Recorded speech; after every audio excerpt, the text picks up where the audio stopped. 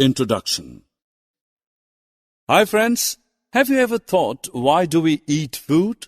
Yes, of course, because they are delicious and are the source of energy. In this module, we are going to study about different food items that we eat. Objectives. Dear friends, at the end of this lesson, you'll be able to list nutrients and detect carbohydrate, proteins, and fats in the food items. You will also be able to describe different vitamins with their roles and discuss the importance of minerals in the body. In addition to this, you will also be able to explain the importance of dietary fibers and water in the body, explain the importance of balanced diet, and define deficiency diseases. Friends, we get excited when our mother cooks delicious food for us like dal, roti, sambar, idli, rice, etc. You might have noticed that after having food, we feel energetic and can perform various activities. Do you know the reason behind this? Food is actually a source of energy and body-building material that we need to move on, keep ourselves warm, and to develop or sustain and improve our health. Thus, food acts like a fuel to our body, and we cannot survive for long without it. Now, a question may arise that how do we get energy by eating food, and why food is known as fuel for our body? Friends, food has 5 basic components in it. These are carbohydrates, proteins, fats, vitamins, and minerals. All these components together are called as nutrients. A body digests food and absorbs these nutrients to provide energy. Some nutrients help us fight against diseases.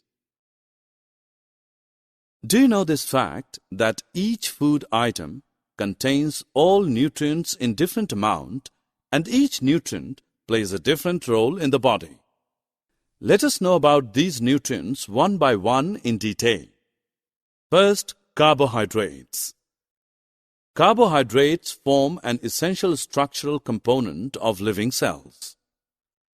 They are the main source of energy for animals. Carbohydrates include sugars, starch, fiber, etc. They are mainly found in wheat, rice, potatoes, corn, and maize. You might have noticed that some children who do not drink milk become weak and are underdeveloped because milk contains required proteins for our growth.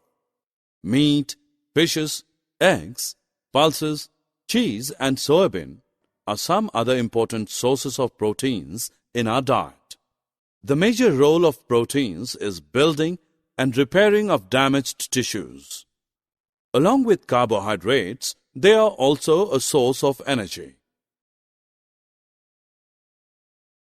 I know that you all love pizza, burger, cheese, etc., but your parents do not allow you to eat them regularly because such foods contain large amounts of fat. Fats supply us with energy. If we don't use up this energy, our bodies build up a store for future use as in form of body fat. This is the reason why people eating much oily food become obese. Ghee, oil, butter, cheese, and milk are some main sources of fats. Friends, when you get ill and go to the doctor, then he advises you to take some fruits with light food because many of our body processes require vitamins present in fruits and vegetables.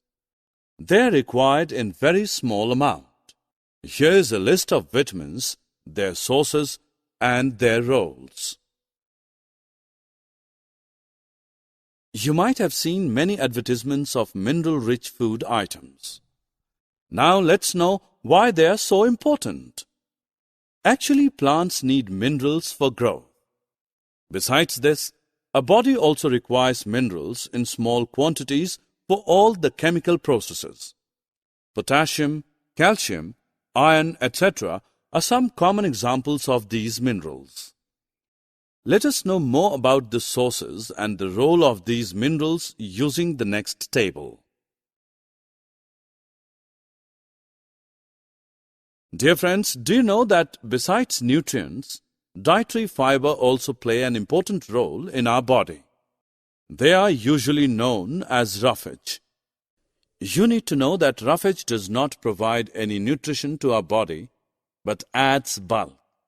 They are found only in plants, pulses, potato, fresh fruits and vegetables as the main sources of roughage. This helps our body to get rid of the undigested food. Now let us know about water, which is also an important constituent of our food. Our body gets most of the water in the form of liquid.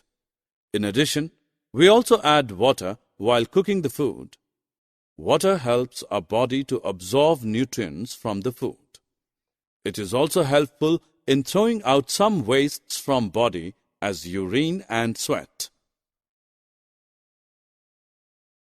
As we know that all kinds of foods do not contain all the components.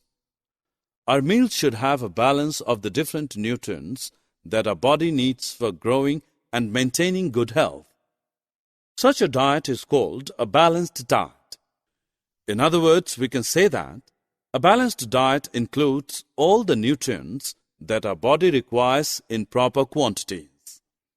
So we should accept the fact that having a balanced diet is the best way to live a healthy life. Friends, after knowing about the balanced diet, we should also know that if we don't take proper diet, then what will be the problems? I hope that you might have heard about deficiency diseases. These are the diseases that occur due to lack of nutrients over a long period and hence called deficiency diseases. Here is a list of some of the deficiency diseases and their symptoms. Summary. Let us summarize what we have learned. Carbohydrates, proteins, fats, vitamins and minerals are the major nutrients in our food. In addition, food also contains dietary fibers and water. Carbohydrates and fats mainly provide energy to our body. Proteins and minerals are required for the growth and the maintenance of our body. Vitamins help us in protecting our body against diseases. Introduction. Hi friends, have you ever thought why do we eat food? Yes, of course, because they are delicious and are the source of energy. In this module, we are going to study about different food items that we eat. Balanced diet provides all the nutrients that our body needs in right quantities along with adequate amount of roughage and water. Deficiency in one or more nutrients in our food for a long time may cause certain diseases or disorders. These are called deficiency diseases.